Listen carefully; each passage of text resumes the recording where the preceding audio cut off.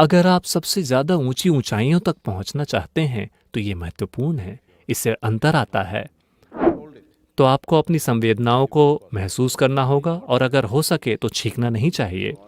तो मूल रूप से वो ये कह रहे हैं कि अगर आप अपने सिस्टम में किसी भी तरह का उथल पुथल करते हैं तो आपकी बुद्धिमत्ता में नुकसान होगा।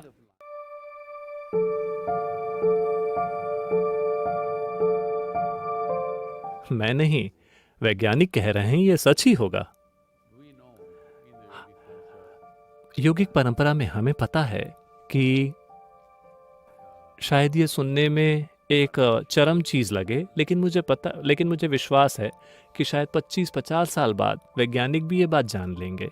योगिक परंपरा में इस तरह से कहा जाता है, अगर आप छींकते हैं तो आप अपनी बुद्धिमत्ता खो देंगे, थोड़ा बहुत नुकसान होगा। तो आपको अपनी संवेदनाओं को महसूस करना होगा और अगर हो सके तो छींकना नहीं चाहिए। तो मूल रूप से वो ये कह रहे हैं कि अगर आप अपने सिस्टम में किसी भी तरह का उथल पुथल करते हैं तो आपकी बुद्धिमत्ता में नुकसान होगा।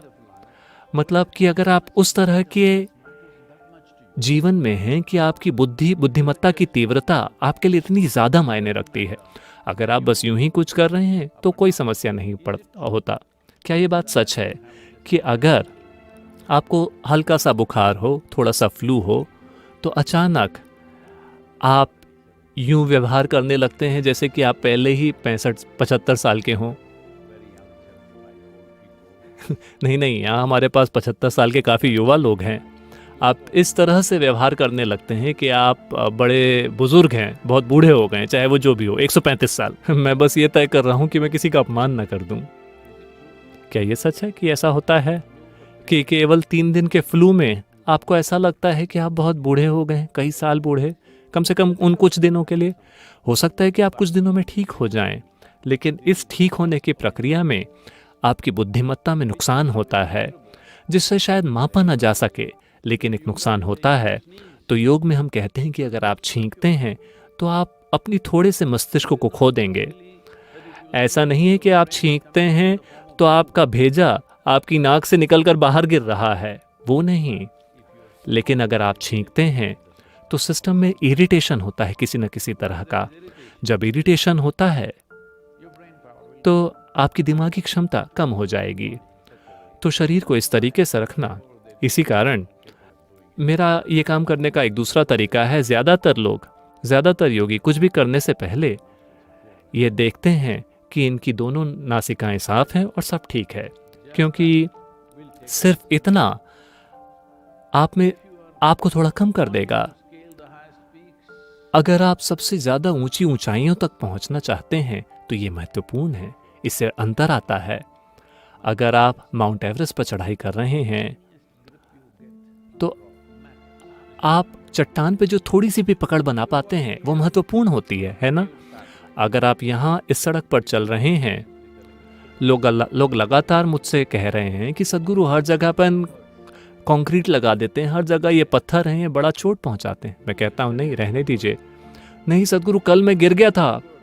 मैंने कहा ये बहुत अच्छी बात है, क्योंकि हमने आश्रम में हर जगह बहुत सावधानी के साथ ऐसी सड़कें बनाए हैं जो ऊंची नीचे हैं। 3 दिन पहले कंस्ट्रक्शन टीम ने फिर मुझसे कहा कि सद्गुरु ये जो पेव्ड पाथवे हैं ये बड़े उबड़ खाबड़ हो जाते हैं, क्या हम जगह जगह सीमेंट लगा दें? देखिए, उबड़ खाबड़ रास्ते बनाने का उद्देश्य ये है, आज वैज्ञानिक प्रमाण मौजूद है कि जब आप उबड़ खाबड़ रास्ते पर चलते हैं तो आपका न्यूरोलॉजिकल सिस्टम और आपका दिमाग एक खास तरीके से काम करता है जो आपके लिए बहुत फ़ायदेमंद है।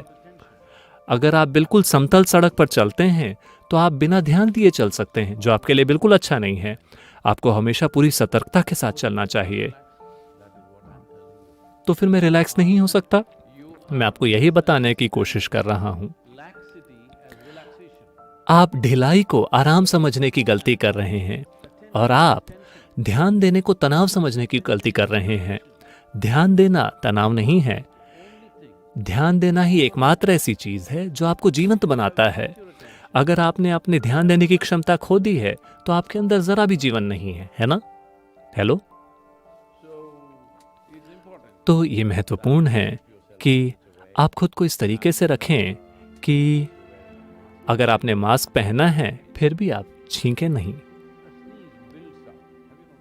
छींक धीरे धीरे बढ़ती है, क्या आपने ध्यान दिया है?